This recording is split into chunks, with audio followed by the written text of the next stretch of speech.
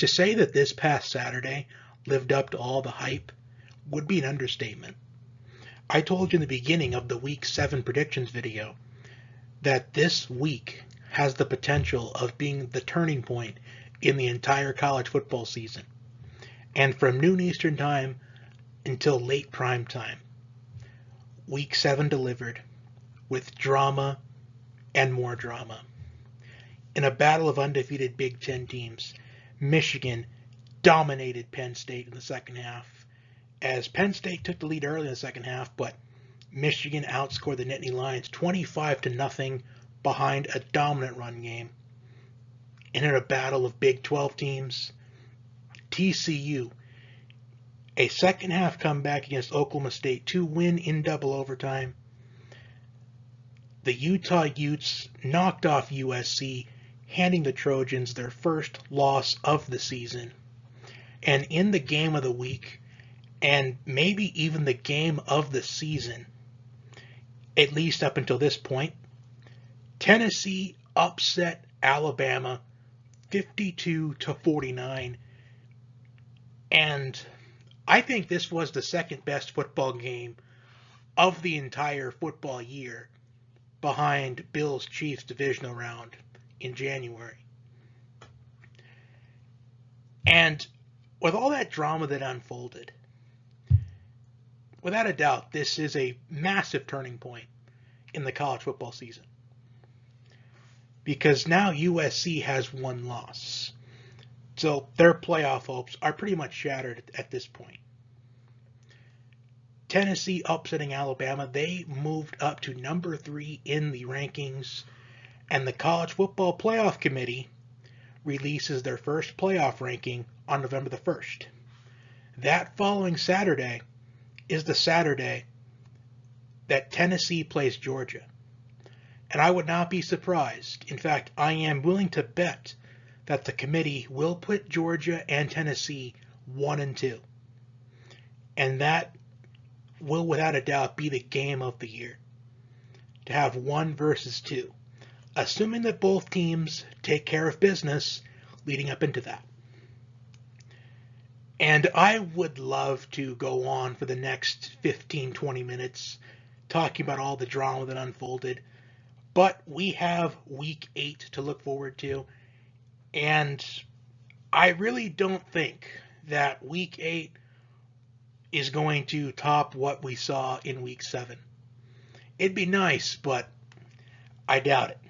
So as you can see on the screen, the 7 games being predicted for Week 8, Minnesota, number 16 Penn State, number 7 Ole Miss and LSU, number 14 Syracuse and number 5 Clemson, number 24 Mississippi State and number 6 Alabama, number 20 Texas and number 11 Oklahoma State, number 17 Kansas State and number 8 TCU, and the game of the week, number 9 UCLA and number 10 Oregon, the game of the week. Without further ado, let's get to the Week 8 college football predictions. Kicking things off with a matchup in the Big Ten that I was hoping would be a bit more intriguing a few weeks ago. Minnesota and number 16 Penn State. The Golden Gophers go on the road to Happy Valley to take on the Nittany Lions. And will they be with or without quarterback Tanner Morgan, as he left the game against Illinois last week? He is questionable at this point, and I want to see how the Nittany Lions come out in this game, especially on the defense. They got outscored 25-0. Their defense gave up 418 rushing yards. And they did have the lead against Michigan at one point. A 17-16 lead early third quarter. Then after that, outscored 25-0. And they play Ohio State next week. So I do think they are looking ahead to that. And sometimes when teams take on a big-time team, they kind of downplay their opponent for the week prior, and sometimes we see them get stunned. And I will be honest, I am a little bit worried for Penn State in this matchup. They take on Mo Ibrahim after allowing 418 rushing yards, and that is concerning. But if they stop the run, if they can contain Ibrahim to less than, I'd say, 90 rushing yards, Penn State will win without a doubt. Even though we didn't really see it last week against the Wolverines, Penn State's offense is good enough to win this game. As we did see a couple big plays from Penn State in that game. And if Mo Ibrahim is contained, the Nittany Lions are going to win by double digits. Especially if Tanner Morgan isn't going to play in this game, as it's unknown at this point, but I am going with Penn State in this matchup. I just got to go with the team with the more reliable quarterback in this one, and that is Penn State. I'm going with the Nittany Lions, but I don't think it's going to be that much. I really would not be surprised if Minnesota pulled off the stunner. If it was almost like the Illinois game last year for Penn State, where they're expected to win and they get stunned. So potential trap game for Penn State, but I do think they get the job done this Saturday. Moving on to number 7 Ole Miss and LSU. For the Rebels, this is the first true road test for quarterback Jackson Dart. The Rebels find themselves third in the country in rushing offense, running for an average of 271.5 yards per game, 15th in scoring offense, averaging just under 41 points per game, and 16th in scoring defense, only giving up an average of 17.3 points per game. But LSU is 29th in total defense. And this is going to be a very hostile environment for an inexperienced quarterback like Jackson Dart, which is a big reason why the line only has Ole Miss as a 1.5 point favorite right now. And I would not be surprised if this turned into a pick'em. Because I do think that not only LSU has a strong chance of pulling off this upset, but I think they will pull off the upset. I get that Ole Miss has a very dominant run game, but if it comes to the point where Jackson Dart has to make a play late in the game in the clutch, I am not sure if he can do it. For the Tigers, Kayshon Boutte is getting more involved in this offense as he's had 6 catches in each of the last 2 games. And I think LSU is pretty confident after their win on the road last week against Florida. And I will be honest, even though I did overhype Florida after week 1, I still think Florida is a pretty decent team to beat. They're no slouch, and they're not as bad as a team as their record presents. And I also think quarterback Jaden Daniels, Arizona State transfer, has some confidence going into this. Just under 350 passing yards last week, 349 to be exact, and 3 touchdown passes against the Gators last week in that upset win. I like LSU to win this game. I think they pull off the upset. I just think that this is a game where the crowd is going to be a big factor in this one. They're going to bother Jackson Dart. And when you're an underdog in the SEC, you got to use the home crowd to your advantage. I think LSU is going to do just that. I think the Tigers pull off the upset. Next up, we have a battle of a couple of undefeated ACC teams, number 14 Syracuse and number 5 Clemson. For the Orange, 12th in pass defense, only giving up an average of 174 passing yards per game, and they're 6th in the FBS in scoring defense, only allowing an average of 13.17 points per game. Sean Tucker is 2nd in the ACC in rushing yards. And quarterback Garrett Schrader, he hasn't been the best quarterback in the country this season, but he has done enough to have the Orange undefeated at this point. Which I will admit, maybe they shouldn't be undefeated. Maybe Purdue should have beat them. But a couple zebras got in the way. But they go on the road to take on number 5 Clemson. As this is a revenge tour season for Clemson after the quote-unquote disappointing season last year, despite being a 10-win team, that is a bad season to Clemson standards and recent traditions. Now, quarterback for the Tigers, DJ Uiagalelei, has played near perfect this season. In fact, his turnovers have gone down significantly. I'd say tremendously compared to last season. 17 touchdown passes this season and only 2 interceptions. And Dabo Swinney isn't my favorite coach, but the fact that he went out of his way on ACC Media Days to say that DJ is his guy, he is his QB1, when he could have easily put in Cade Klubnik at some point in the season. And Cade Klubnik is a very hyped up prospect or recruit, and rightfully so. But the fact he is trusting DJ Uiagalelei after the struggles he had last season, it says a lot about him. And perhaps this Syracuse team is the last hurdle that Clemson has to face before the ACC championship game. Even though there's a road game against Notre Dame has not been good throughout the entire season. So I think if Clemson wins this game, I'd say it's a cakewalk for the ACC title game, maybe even a cakewalk to the college football playoff. But we'll cross that bridge when we come to it.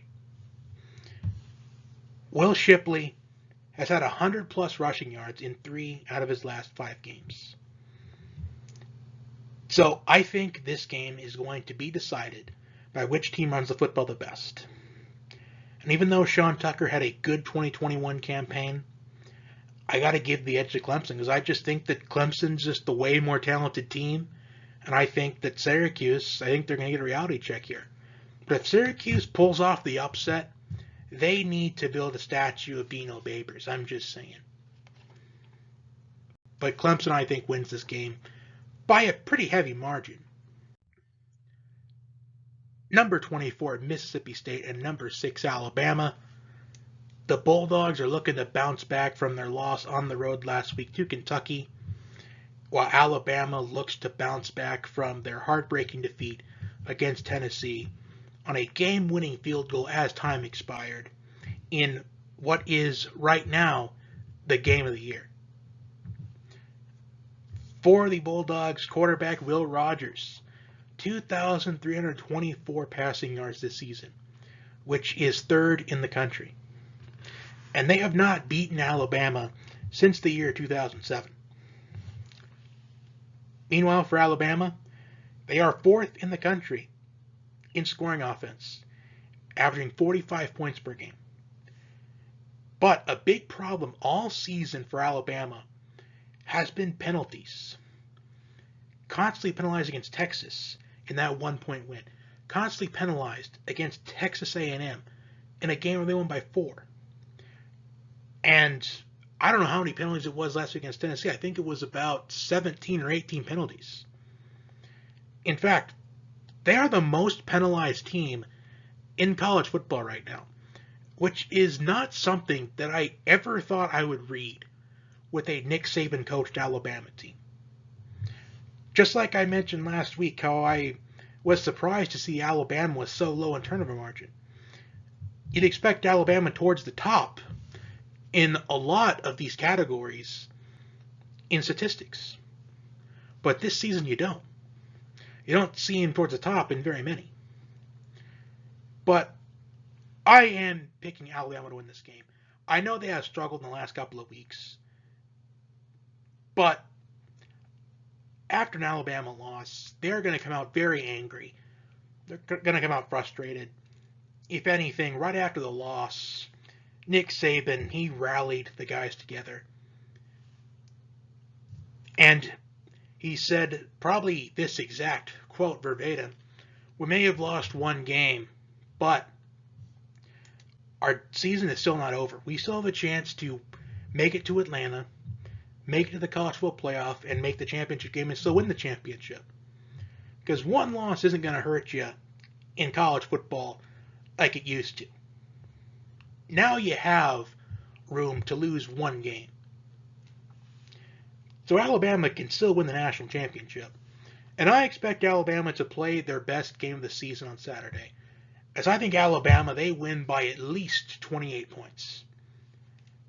I think we're going to see Alabama dominate and get back to the dominant ways we're used to seeing them. So the Tide roll in this matchup. Next up, number 20 Texas and number 11 Oklahoma State. Oklahoma State looks to bounce back at home after their defeat last week on the road to TCU in double overtime, as that was a game where it looked like the Cowboys were going to pull away in that game, but TCU came back, forced overtime, and ultimately won in double overtime. While Texas, the last couple of weeks with Quinn Ewers back at quarterback, the Longhorns have looked like a much better team. B. John Robinson for the Longhorns, 780 rushing yards this season. Probably going to be the first running back taken in April's draft. 8th in the country and leading the Big 12. Meanwhile, the top receiver to be taken in the 2024 draft, most likely, Xavier Worthy. 6 touchdowns in his last 4 games. The yardage may not be to where a lot of fans and where Worthy wishes it was, but he is still getting the touchdowns, he's still putting in production. And despite Oklahoma State being 5th in scoring offense, averaging over 44 points per game, they are 110th in total defense. And I am picking the Longhorns to go on the road to defeat Oklahoma State, mainly off of your big 3 of Quinn Ewers, Bijan Robinson, and Xavier Worthy. As I think Bijan Robinson is going to get a heavy dose in this game like he usually does, and they're able to dictate the tempo of the game, keeping Spencer Sanders and the Cowboys offense on the sidelines. And I really can't wait to see this game. I want to see Xavier Worthy just have one of those games where he has a monster performance. It doesn't have to be a Jackson Smith and Jigba Rose Bowl type of game, but a couple touchdowns plus 100 yards. Because he's either getting multiple touchdowns or he's getting 100 plus yards with no touchdowns. So I'm picking the Longhorns, and I think I'm comfortable saying that Texas is back, and I think they definitely will be if and when they win this game. Game number 6 on the docket, number 17 Kansas State and number 8 TCU. TCU off of that double overtime thriller against Oklahoma State last week, while Kansas State is coming off of a bye week. Max Duggan has led the Horned Frogs to an undefeated season so far, as they are 3rd in the country in scoring offense, scoring an average of 45.8 points per game, so almost 46 points a game. Despite that, I am going to say this right now. I have been high on Kansas State since the offseason. In fact, if I interacted with you at any point during the offseason, I told you that Kansas State was going to be a 10-win team this season. And I have believed that since the offseason. Even after they lost to Tulane, I still believed that. And I still do. Adrian Martinez has found his perfect fit in college football. Scott Frost was holding him back at Nebraska. And in these last couple Nebraska games without Scott Frost, I think that's evident. And where Kansas State is right now, that's evident that Adrian Martinez was being held back by Scott Frost. He hasn't thrown an interception yet this season. He has 9 rushing touchdowns and 546 rushing yards. Deuce Vaughn, who is easily the second best running back in the Big 12, behind Bijan Robinson, and maybe even a top 7, maybe even top 5 running back in all of college football. 661 rushing yards this season. And let's give some love to the K-State defense. 4th in the country in turnover margin. Now, despite TCU having an explosive offense, I'm picking Kansas State to go on the road and pull off the upset. Because when a team has an explosive offense, a team like Kansas State is a team that these offenses hate being against. Because Kansas State is a team that runs the football and runs the football well and efficiently. And when teams that are running the football well and efficiently, they're eating up the clock and they're keeping the explosive offense on the sidelines. And that is what Kansas State, I think, is going to do in this game, being a major contribution to why they pull off the upset. That's why Kansas State has had Oklahoma's number these last few years. Because Oklahoma, they are a team that, well, until this season, has had a pretty stellar offense. But yet they're against teams that run the football well and efficiently. A team like Kansas State, like Baylor last year, that skied on the sidelines. So Kansas State pulls off the upset. Wrapping things up with the game of the week, number 9 UCLA and number 10 Oregon, a top 10 matchup. Game day is going to be at this game. And I am looking forward to this game. A battle of two quarterbacks that I think are very underrated and underappreciated. And if you've been with me for the last couple of seasons, I've gone on and on. Every time I have predicted a UCLA game, I have said that Dorian Thompson-Robinson is perhaps the most underrated quarterback in all of college football. And he has put on a performance so far this year. 15 touchdown passes to just 2 interceptions and just over 1,500 yards. Bo Nix, I have had good compliments towards Bo Nix since the Georgia game. As I did mention a few weeks ago, that the Georgia game does not define Oregon's season at all. Not only do I think is Pasadena still on the table for the Ducks, but I think the college football playoff could still be on the table for them. But I do think at the end of the day they may need some help. But that is another topic for another day.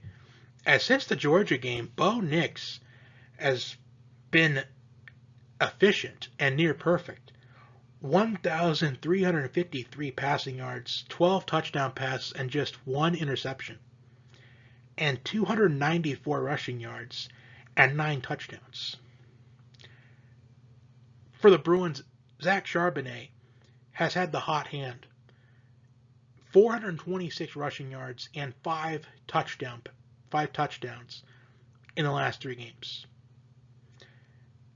And these teams, they are in the top 20 in rushing offense. UCLA 20th at 211.5 rushing yards per game, and Oregon 10th, 241.7 yards per game.